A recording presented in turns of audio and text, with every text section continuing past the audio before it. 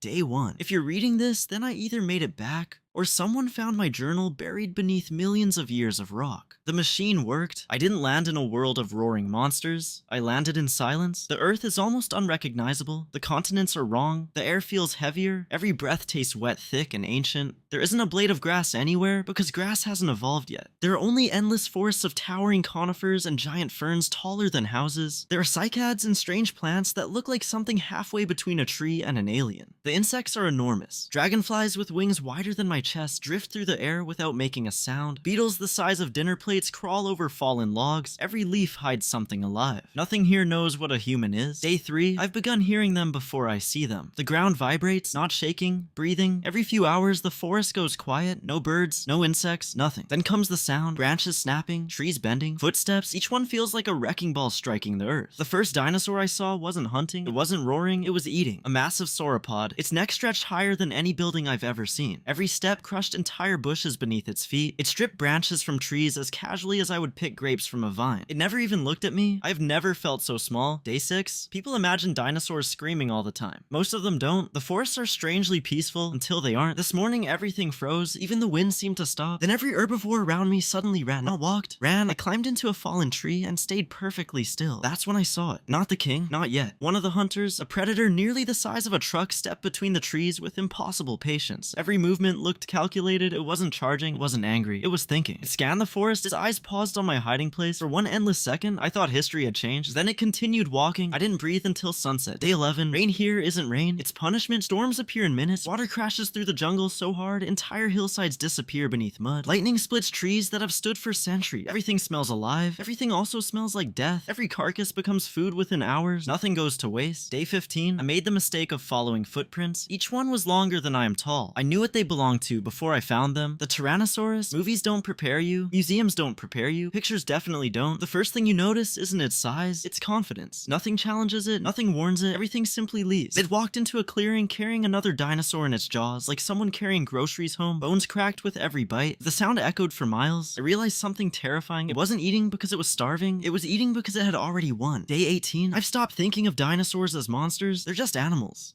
Beautiful, terrifying, perfectly designed for this world. We're the monsters? If humans arrived here in numbers, we'd pave these forests, build cities, drill for oil beneath their feet, and call it progress. For the first time, I'm ashamed to be from the future. Day 22, I climbed a cliff overlooking the valley. Hundreds, maybe thousands. Dinosaurs moved below me. Long-necked giants crossing rivers, horned herbivores traveling in herds, small feathered hunters darting through the undergrowth, flying reptiles circled above the clouds. For a moment, I forgot where I came from. It looked like another planet, maybe it was. Day 25, the machine is ready. I could stay. Part of me wants to, but I know how this chapter ends. One day a rock will fall from space, fire will consume these forests, darkness will cover the sky, almost everything living here will disappear forever. Standing here, watching them live ordinary lives, knowing none of them have any idea what's coming, is the saddest feeling I've ever experienced. Tomorrow I leave, not because I want to, because history has already decided what happens next. I just wish they had a little more time.